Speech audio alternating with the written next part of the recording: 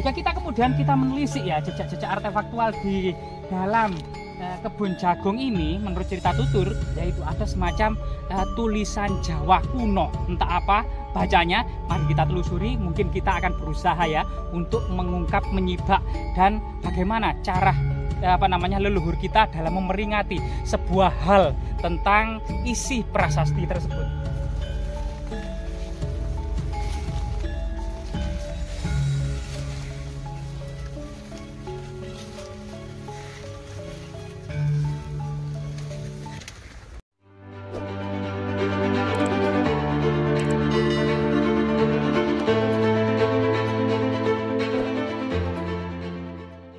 Pemirsa, kita terus ya mengeksplorasi jejak-jejak peradaban leluhur kita, the lost civilization, peradaban yang hilang di masa lalu, agar generasi ini dan yang akan datang terus mengetahui bagaimana leluhur dalam menata dan membangun masyarakat yang begitu luas, terpecah dengan banyaknya pulau-pulau dan samudra yang sangat luar biasa sekali ini.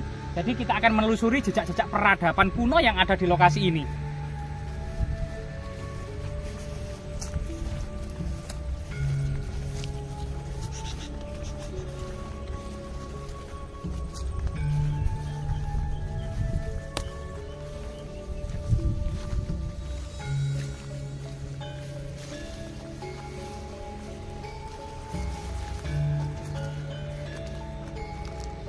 Jika kita lihat di area kebun ini ya, ini ternyata ada beberapa jejak artefaktual yang sangat penting ya. Dan jika kita menelisik pada berita negara Kertagama, maka Empu Prapanca setelah rombongan bangsawan Majapahit tahun 1359 pulang dari bertamasya ke Lumajang dan ke Singosari, ini sampai kemudian ke Njapan ya, yang saat ini Bangsal. Kemudian rombongan bangsawan Majapahit termasuk Mahapati Gajah Mada dan Raja Hayam Wuruk meneruskan menyedat ke arah Trowulan, sedangkan yang bernama Prapanca ini meneruskan ke arah selatan, meliputi desa-desa yang diliwati adalah Banasara, Sangkan Ado, sampai kemudian desanya Prapanca yang bernama Kamalasana ya, berasal dari pohon Kamala dan Asana sehingga menjadi Kamalasana. Mungkin saja nama Kamalasana ini nama kuno dari Kesono yang saat ini, sehingga kita berada di pabrik tenun pada masa era kolonial ya, yang bernama pabrik tenun Kesono. Coba kita lihat bagaimana kemudian artefak-artefak yang ada di lokasi ini.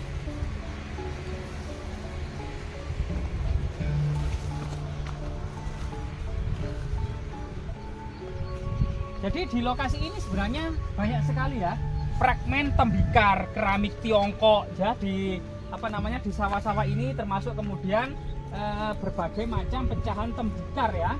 Coba di sini ya. Ini kita akan mendapati batu yang sangat aneh ya. Nah ini.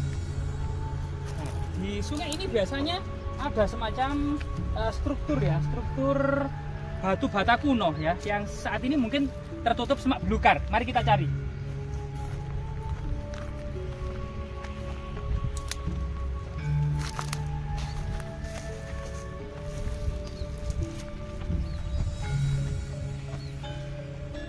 Mungkin kita bergeser ya ke arah sana ya, ke arah selatan.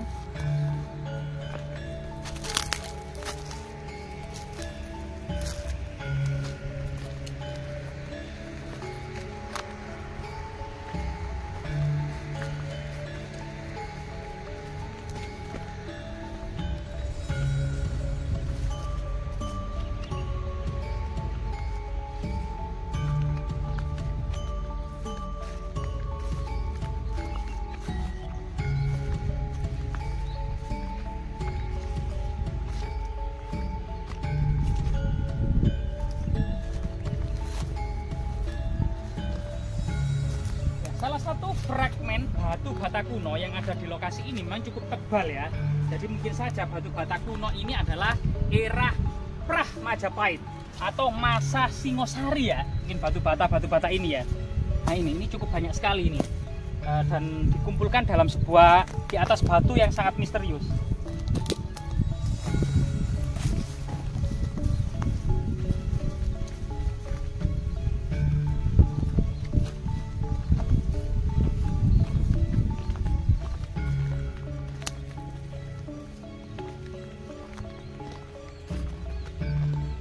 Jadi menurut cerita tutur yang berkembang di tengah-tengah masyarakat gitu ya, di lokasi jagung, kebun jagung ini pernah ditemukan prasasti yang sangat monumental. Prasasti yang memberikan semacam pola-pola sejarah yang sangat-sangat spektakuler tentang sebuah kisah sejarah di masa lalu.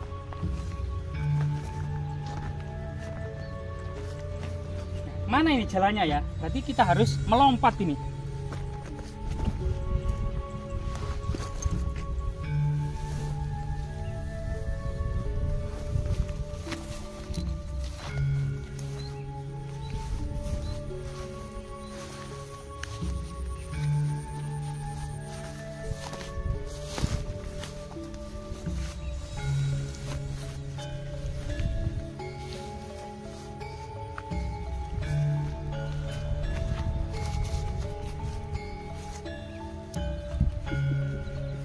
Jadi sebenarnya kita berada di lereng Gunung Welirang ya.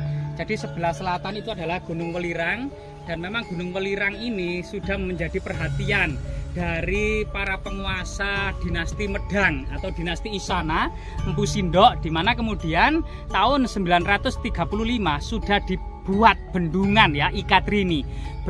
Ikatrini artinya 3, yaitu bendungan Wuatan Wulas, bendungan Wuatan Tamya, dan bendungan Kahulunan ya, I Kahulunan, I Wuatan Wulas, I Wuatan Tamya.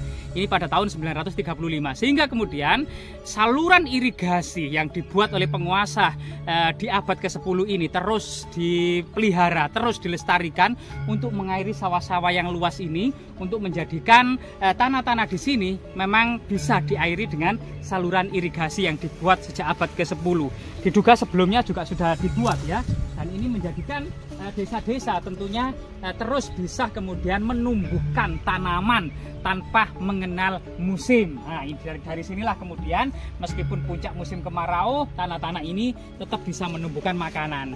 Jika kita kemudian menelisik ya jejak-jejak artefaktual di dalam kebun jagung ini, menurut cerita tutur yaitu ada semacam tulisan Jawa kuno, entah apa bacanya. Mari kita telusuri, mungkin kita akan berusaha ya untuk mengungkap, menyibak, dan bagaimana cara leluhur kita dalam memperingati sebuah hal tentang isi prasasti tersebut.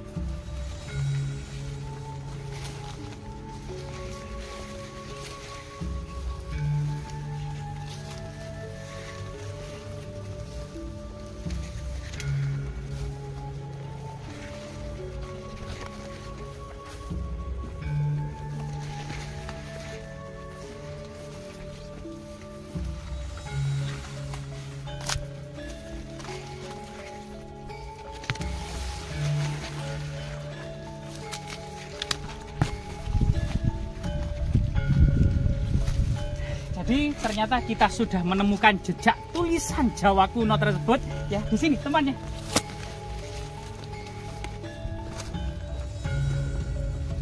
Rahayu, Rahayu, Rahayu. Mbah Prasasti putunipun sowan ong wilaheng sekaring jagat bawana langgeng sekaring kajang sekaring mayang.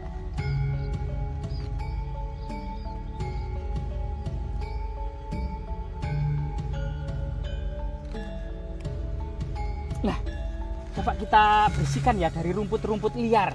Jadi ini sebuah prasasti yang sangat luar biasa sekali ya. Teman-teman mungkin bisa melihat dan bagaimana kemudian mendokumentasikan, mempublikasikan artinya leluhur kita ini memiliki cara dalam memperingati sebuah hal. Dan tentunya generasi saat ini juga harus belajar bagaimana kemudian membaca tulisan-tulisan yang dibuat oleh leluhur tersebut. Jadi bentuk tulisannya akan bisa kita lihat bahwasanya di bawah ini adalah angka Jawa kuno, 4 angka yang kemungkinan memang ini angka tahun gitu ya. Sedangkan yang kemudian di atas ini adalah tulisan atau aksara Jawa kuno ya, tulisan aksara Jawa kuno. Jadi ini adalah simbol Om, yang artinya Om Swasti, selamatlah ya. Om itu salah satu kemudian awalan dari pembukaan dari sebuah penulisan prasasti, diawali dari simbol Om atau Ong atau Om Swasti panjangnya ya, yang artinya selamatlah. Jadi kemudian setelah Om itu termasuk ini ya, dan ini ada titi ya. Jadi di sini ada huruf T ya, ini kalau nggak salah K ya. Tadi Titi, Iti ya, Iti, Kirti, Niro. Nah, ini Iti, Kirti, Niro. Nah, Rabut, Tugu ya, ada ini Tugu. Isaka, Kala. Jadi ini La ya, La. Nah, tadi terbaca sudah.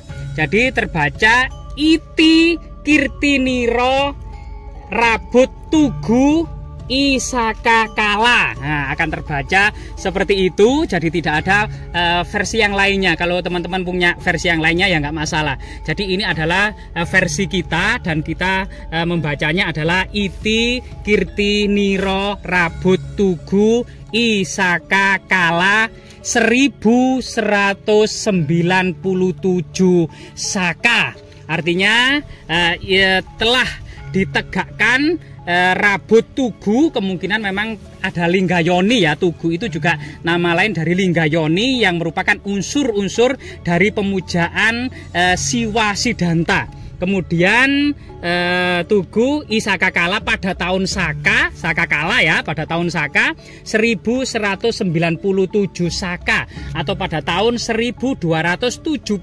Masehi. Tahun 1275 Masehi inilah bertepatan dengan Sri Kertanegara mengirimkan 20.000 pasukan Singosari untuk kemudian menjalin hubungan persatuan dengan kerajaan Dharmasraya yang ada di Pulau Sumatera. Jadi ini benar-benar kemudian Raja Kertanegara mengirimkan sebuah arca arca Amogapasa ya, arca Buddha Amogapasa dengan pengiringnya yang dipimpin oleh Kebo Anabrang. Sedangkan dalam prasasti Kebo Anabrang ini dimungkinkan tokoh Atwaya Brahman atau Atwaya Dwaja. Jadi ekspedisi Pamalayu tahun 1275 ini memang dilatar belakangi berkali-kali. Kemudian Singosari kedatangan utusan dari Kubilai Khan, yaitu kekaisaran Yuan dinasti Mongol yang menguasai Tiongkok Raya. Ini kemudian mengirimkan utusan, dan utusan terakhir adalah Mengki ya, tahun 1289. Sehingga kemudian Mukah Mengki ini dilukai, telinganya dipotong dan diusir ke negerinya. Bilang sama rajamu, Singosari tidak sudi dijajah oleh Mongol. Itu adalah kata-kata Kertanegara ya, yang kemudian Mengki ini kemudian pulang ke negerinya atas kemudian kelakuan dari Kertanegara yang tidak sopan dan memang tidak sudi dijajah oleh dinasti Mongol Yuan Kubilai Khan ini, sehingga Kubilai Khan marah besar mengirimkan ekspedisi Mongol untuk melululantakkan negeri Jawa yang dipimpin oleh Gausing, Sipi, dan Ikemisi. Dan tahun 1293 benar-benar pada bulan Mei kemudian pasukan ini mendarat di Surabaya ya, di bahasa Tiongkoknya adalah Petsie. Nah, termasuk kemudian bermalam di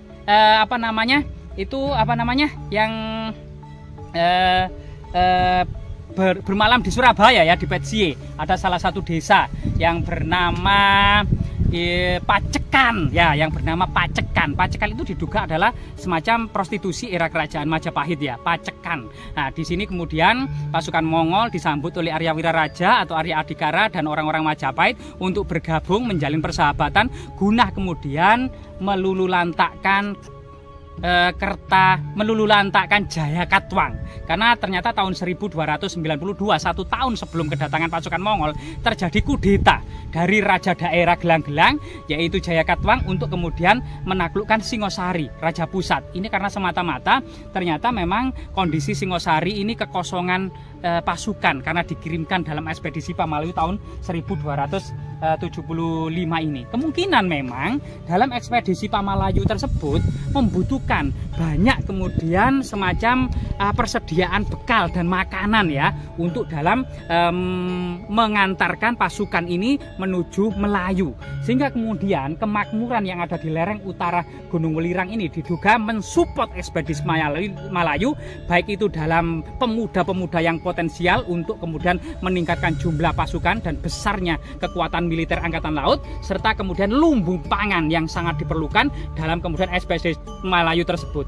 Karena paling sakti seseorang dan paling canggih teknologi senjata yang dibutuhkan untuk penaklukan Pamalayu, kalau tidak didukung oleh makanan gitu ya, perut mereka bisa lapar dan pasukan bisa goncang mentalnya, dan ini sesuatu yang tidak diinginkan. Sehingga kemungkinan memang hal tersebut dalam prasasti ini dibutuhkan sebuah support dari daerah ini, termasuk kemudian pendirian Linggayoni sebagai sebuah unsur magis dan sakral.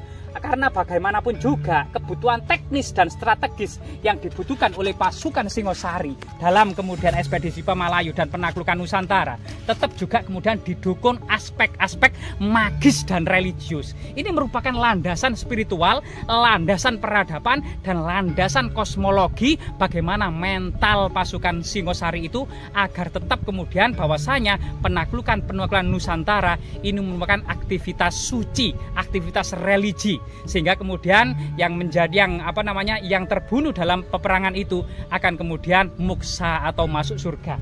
Dan ini sesuatu yang biasa pada masa lalu, sebagaimana kemudian puputan-puputan yang terjadi masa belakangan, baik itu puputan Bayu yang ada di Banyuwangi maupun puputan-puputan Margarana yang ada di Pulau Bali. Sehingga kemudian tahun 1293 pasukan Mongol benar-benar datang ke Jawa. Ternyata Majapahit dengan kecerdasannya, dengan kecerdikannya berhasil memanfaatkan pasukan Mongol untuk menumpas musuh-musuhnya, sehingga kemudian berdirilah kerajaan Majapahit. Tetapi Majapahit pun tidak akan sudi dijajah oleh Mongol, sehingga pada malam kemenangan orang-orang Mongol, pasukan Mongol ini dijamu dengan towak beras sampai teler. Di saat kemudian pasukan Mongol tidak siaga karena teler semua inilah, kemudian pasukan Majapahit dengan sangat cerdik dan sangat mudah membantai dan menghancurkan pasukan Mongol di pelabuhan Canggu, sehingga kemudian pasukan Mongol yang kemudian lari terbirit-birit sampai ke Surabaya dengan kapalnya ini pun juga dihadapi oleh Arya Wiraraja atau Arya Adikara, sehingga kemudian pasukan Mongol benar-benar hancur. Dari 20.000 pasukan yang dikirim oleh Kublai Khan, hanya sekitar 2.000 atau 3.000 saja yang kembali pulang ke negerinya. Dan ini sesuatu yang sejarah yang sangat luar biasa dari makna kesejarahan prasasti yang ada di kebun jagung inilah. Semoga kemudian sejarah kebesaran, sejarah kekuatan, kecerdikan, prestasi yang membanggakan dari leluhur Majapahit, leluhur Singosari akan terus kemudian menjadi pelajaran, edukasi, pengalaman yang sangat berharga. Semoga bermanfaat.